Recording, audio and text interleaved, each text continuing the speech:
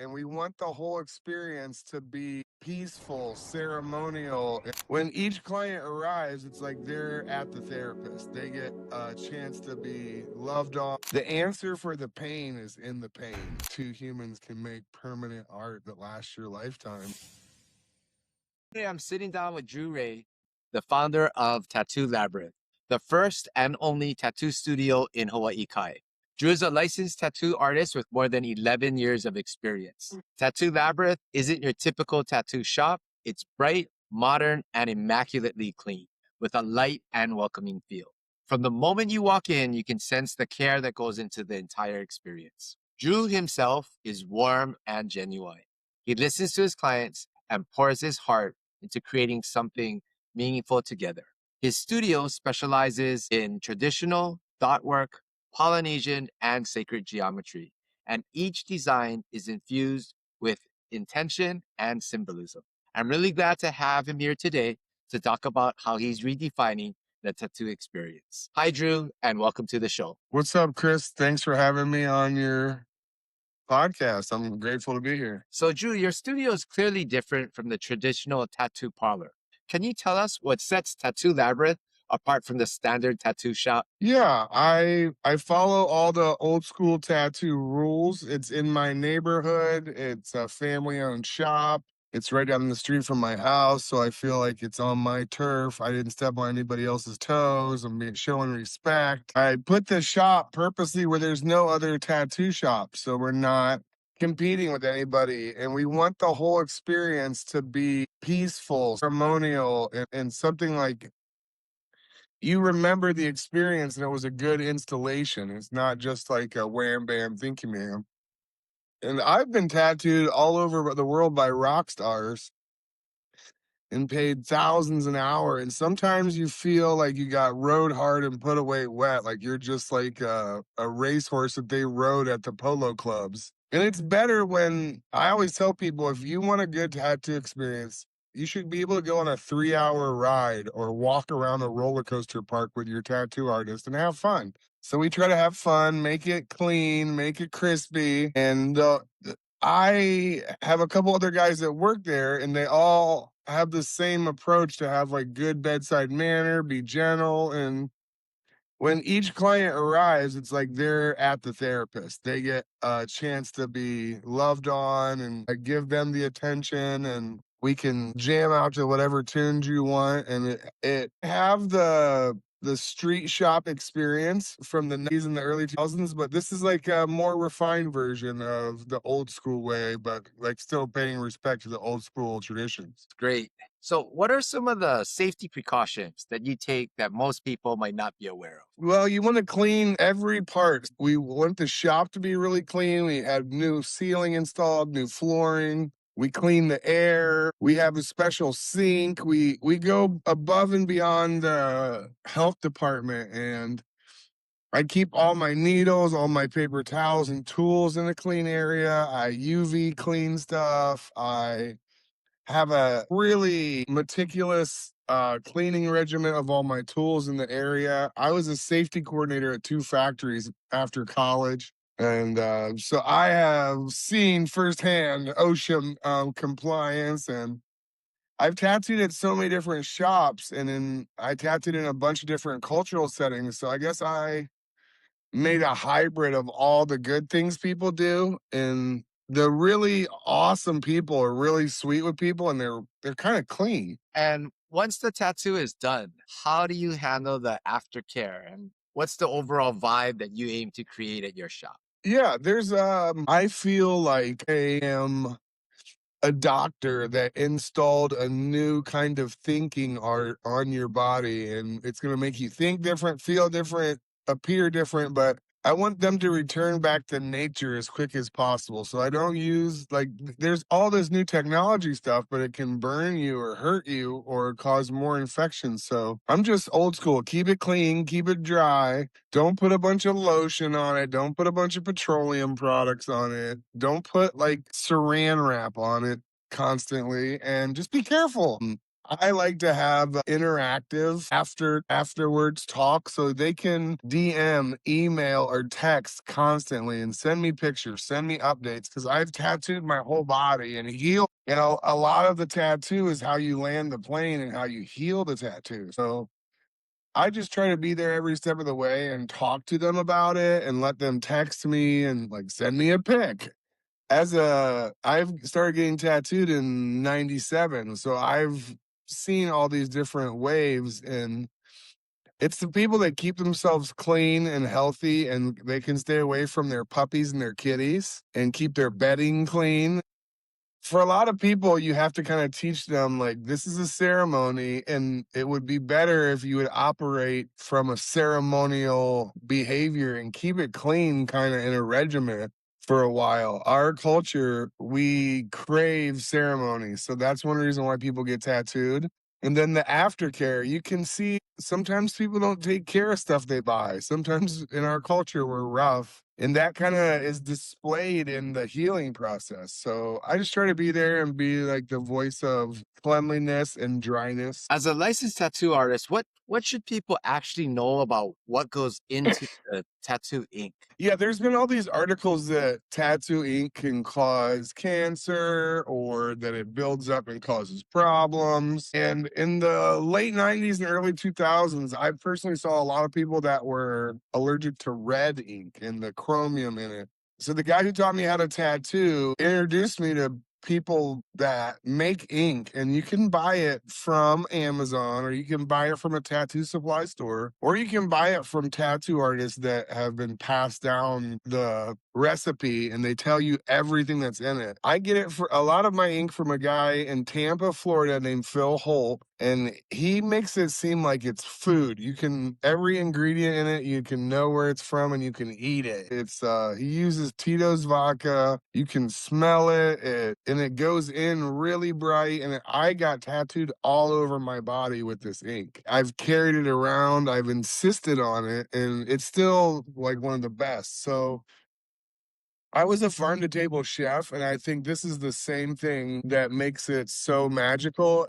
When you know where your food comes from, or your body products, or your work art products, and you know the labor that went into it and all the risks that they avoided by being clean and being diligent, it's way easier to perform with. And then I watch people and I install it very carefully. So I know all the different MSDS sheets, like going back to the safety coordinator. I can look at the back of a tattoo ink and you can look up all the numbers on it and you can research it on Google and you can find out all the components that way. And I guess I'm just real transparent with all my clients and trying to explain to them what's in it because I've had some that, like, one lady is a health and body influencer and is Barry Bonds' physical trainer and the lady who does his exercises. And she was like, my doctors told me to stop getting tattoos because I had problems with my lymph nodes. And I was able to show her all the components and all the inks we used and then give them back to her doctor. And the doctor was like, wow, this is so cool. I'm grateful a tattoo artist even knew how to communicate this to a doctor. Wow, So that's impressive.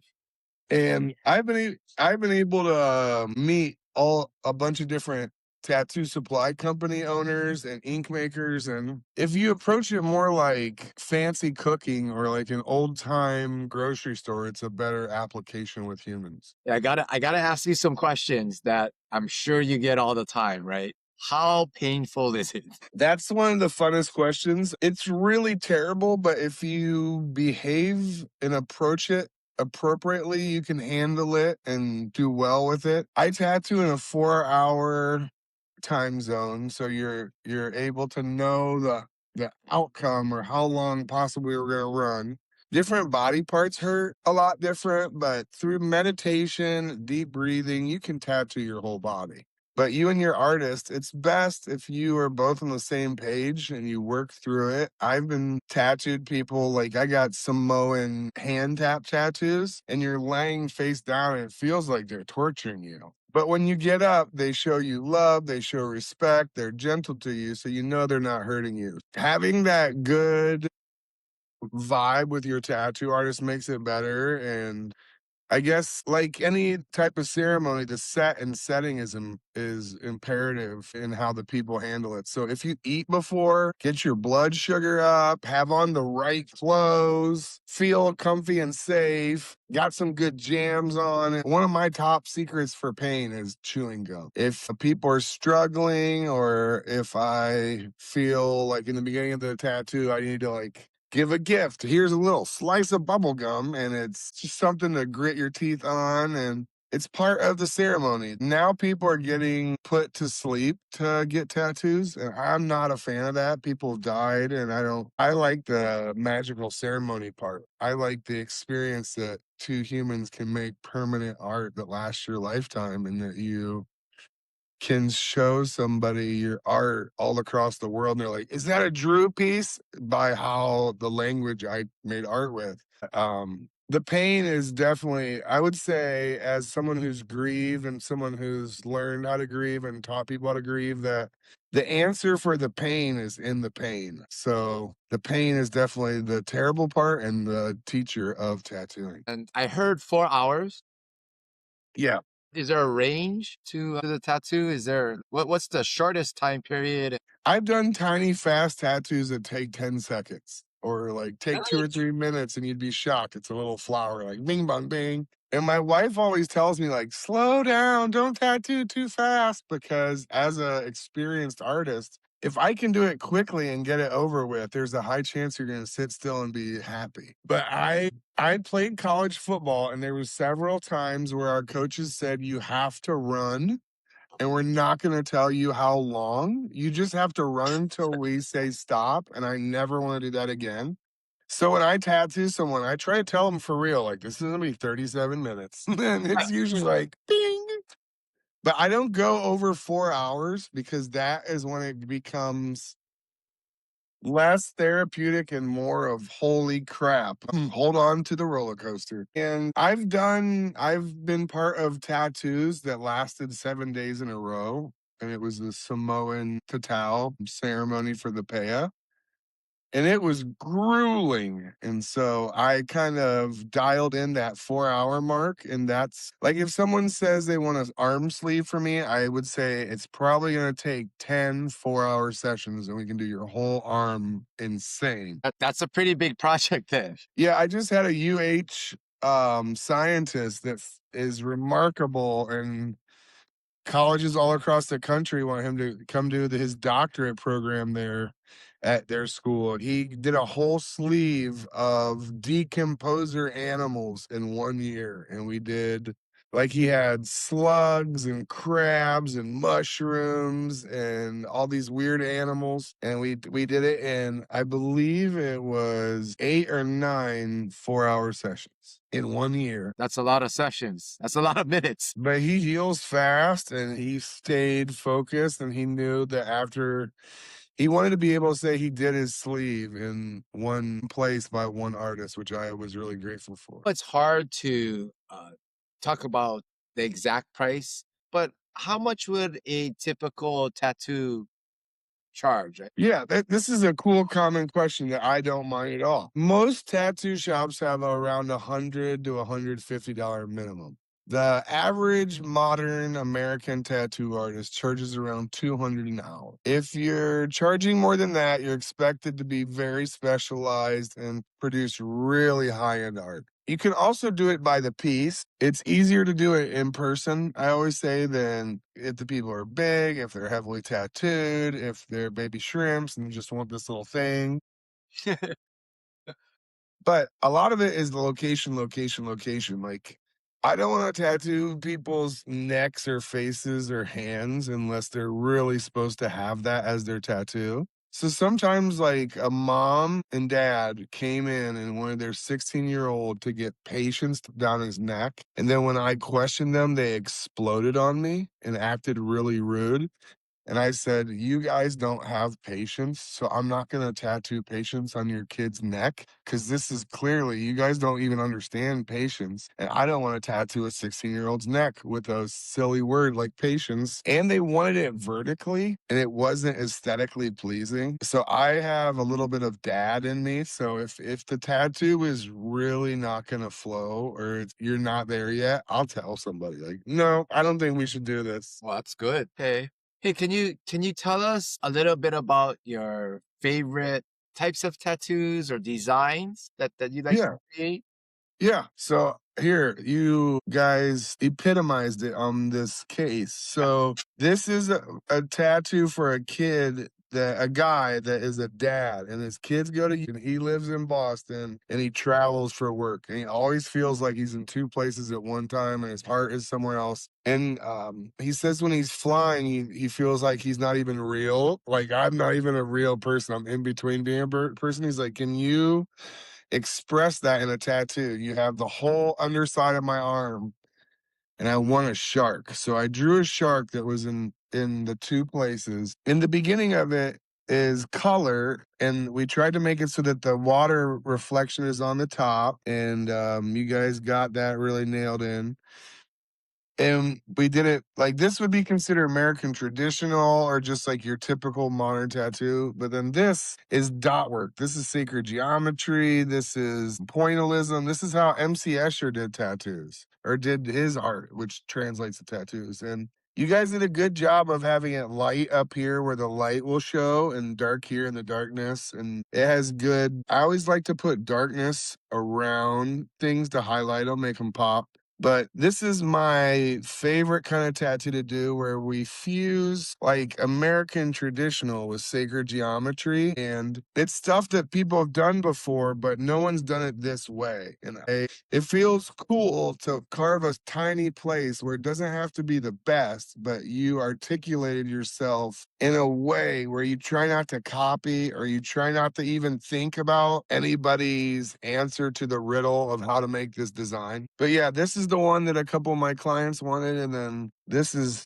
you guys chose a flash design. And I tattooed this the other day on a tourist. I've tattooed this on like 10 girls that are Scorpios. This is a death heads moth that was popularized in uh what's the movie with Anthony Hopkins? Silence of the Lambs. But it lives here in Hawaii. And so I've had a couple Hawaiian people be like, "Do you have any Hawaiian bugs or birds?" I'm like, "I have so many." I love tattooing bugs and birds. And I love Native American stuff. I study Native American stuff a lot. And this is a Scottish symbol, but it's cool that you can read it. These are really small, but you can read it. So it's good that your font can go small and crispy. That's cool. This is a tattoo I did on someone that a guy was here for the military and he was mapping Hawaii for some radar thing and he wouldn't tell me, but he was watching Chief of War. And this is one of the weapons that they used right here. Wow. So I guess what I'm hearing is sharks, geometrics. Um, can you tell us a little bit about the labyrinths? Yeah, I chose that name because all the mystery schools in history would have giant labyrinths in front of them. For instance, the pyramids had a huge labyrinth, and that was part of their educational system. And the labyrinth is a analogy for the human brain. I like anatomical science and art a lot, and the idea of the shop being like a labyrinth where you go in by yourself, you face yourself, you go through some type of roundabouts and journeys, and then at some point in the center of it all you face yourself and you leave changed. We also looked at that's like the metaphysical answer that I'm supposed to tell you. We also looked at some real estate in Hawaii and it was so expensive to get a nice place in Kaimuki. They wanted like $3,000, but you had to snake around all these businesses and they didn't want us to have a sign. So I'm like, this is going to be like a labyrinth for people to find us. And my wife just looked at me and she's like, that's the shop name. But this real estate place is no good. So we didn't get the place in Kaimuki, but we got the place in Hawaii Kai, which is way easier to find. Can you tell us a little bit about? It sounds to me like you chose Hawaii Kai, right? Yeah. And Yeah, can you for tell us sure. a little bit about why you chose it? Yeah, a lot of the island is really saturated with tattoo shops, and I just wanted to be by my house. I can ride my bike to work. My kid can come hang out at the shop. My family members can all stop by when they go to Long's or Safeway and get groceries or pick up L&L. It's following the old school tattoo rules. It's an underserved area. Like there are all these people in Hawaii Kai. This in the past year, we've been open for 13 months. In the past year, I've done so many memorial tattoos and name tattoos. And memorial tattoos are like 60-year-old ladies. They've lost their second dog. They can't get over it. They're grieving so hard. And when they get a paw print for Mochi, it makes them feel so much better that they did a ceremony for their beloved buddy and it's on their leg or on their wrist. And they can be like, look, Brenda, I got a little Mochi on my arm. That's so cute. Or names. Like there is a lady that came in that was like 75 and she adopted her final kid that was a foster kid, and she had him get Miracle on his arm because he almost died and he was abandoned by his parents and put in a trash can, and then she adopted him and he was feeling depressed and she was getting old and she's like, when I die I want you to remember you're a miracle, so I'm gonna have it written on your arm and you can never wash it off.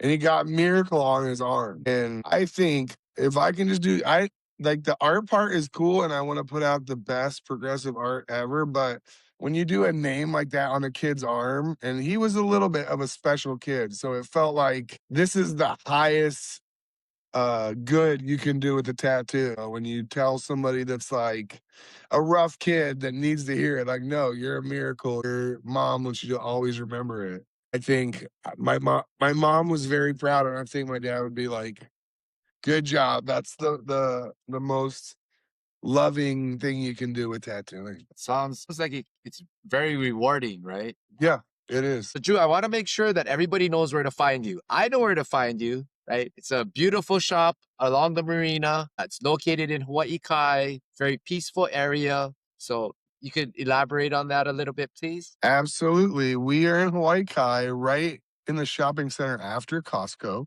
It's called Hawaii Kai Shopping Center. So you'll turn right, go past McDonald's, and you'll find us.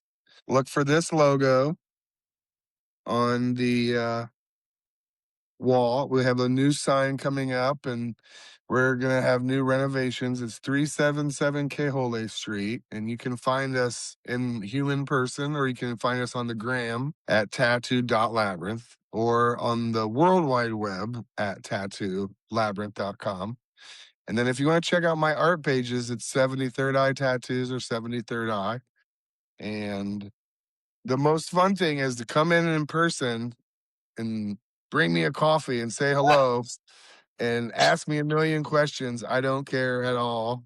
And let me see your tattoos and ask how much it's going to be. And I will tell it to you without hesitation. And there's no sugarcoating. Everything gets the same price. Everyone gets the best possible experience possible. And we try to make it custom and tailored for people that just want to have a good ceremony and want to have a cool, clean tattoo. All right. Well, Drew, really appreciate you being here. And Yeah. thank you very much for sharing your story. Thanks for my phone cases, bro. Absolutely. My clients need a couple, so after this, we're gonna have to order some. Absolutely. Okay. Well, thanks a lot.